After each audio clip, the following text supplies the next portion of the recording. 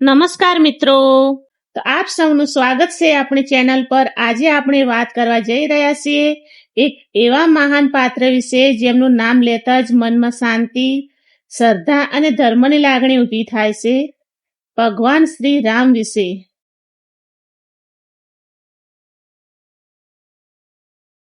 આ વિડિયો માત્ર ભક્તિનો નથી, આ વિડિયો છે સત્ય અને ઇતિહાસ વિશે। શું શ્રી રામ માત્ર કથા છે કે તેઓ વાસ્તવિક જીવન ઇતિહાસ પાત્ર હતા? ચાલો આ રહસ્યનો આજે ઊંડાણથી સમજીએ। ભગવાન શ્રી રામનો ઉલ્લેખ સૌથી વધુ પ્રાચીન ગ્રંથમાં જોવા મળે છે, જેનું લેખન મહર્ષિ વાલ્મીકે કર્યું હતું। શ્રી રામ અયોધ્યાના રાજા દશરથના પુત્ર હતા।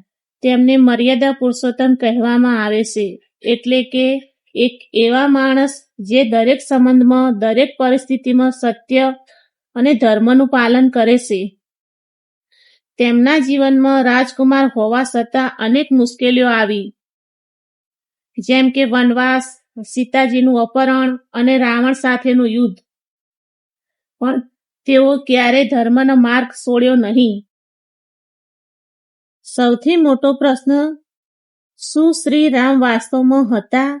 કેટલાક લોકો કહે છે કે માત્ર એક કથા છે, પરંતુ એક પુરાવો એવા છે ઇતિહાસ તરફ ઇશારો કરે છે।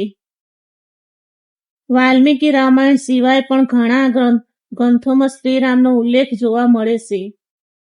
આજે આપણે અસ્તિત્વ છે અને તેને શ્રી રામનું જન્મસ્થળ માનવામાં આવે છે, અયોધ્યાને। અયોધ્યા શહેર આજે પણ અસ્તિત્વમાં છે, તેને શ્રી રામનું જન્મસ્થળ માનવામાં આવે છે। રામ સેતુ ભારત અને શ્રીલંકા વચ્ચે આવેલો એક પુલ, જેને કહેવામાં આવે છે રામ સેતુ। નાસાની સેટેલાઇટ તસવીરોમાં પણ આ પુલ દેખાય છે। વૈજ્ઞાનિક અભ્યાસ, કેટલાક સંશોધકો કહે છે કે આ પુલ હજારો વર્ષ જૂનો છે, જે રામાયણના સમય સાથે જ મેળ ખાતો લાગે છે। બધું બતાવે છે કે એ માત્ર કલ્પના નથી, પણ કદાચ એક વાસ્તવિક ઇતિહાસ છે। શ્રી રામ માત્ર ભગવાન નથી, તેઓ જીવન જીવવાની એક પ્રેરણા છે।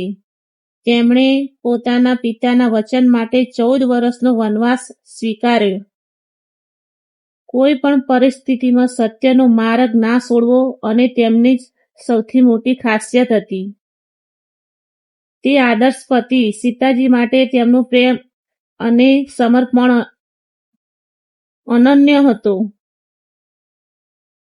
આદર્શ રાજા, રામ રાજ્ય આજે એક આદર્શ શાસન પ્રતીક છે। આજના સમયમાં આપણે ટેકનોલોજીથી આગળ વધી ગયા છીએ, પણ શું આપણે મૂલ્યોમાં પણ આગળ વધ્યા છીએ? શ્રી રામ આપણને શીખવે છે સત્ય બોલવું, વચનનું પાલન કરવું, પરિવાર અને સમાજ માટે જીવવું, ધર્મના માર્ગ પર ચાલવું। જો આપણે આ સિદ્ધાંતો અપનાવીએ તો આપણા જીવનમાં પણ આપણે શાંતિ અને સફળતા આવી શકે છે।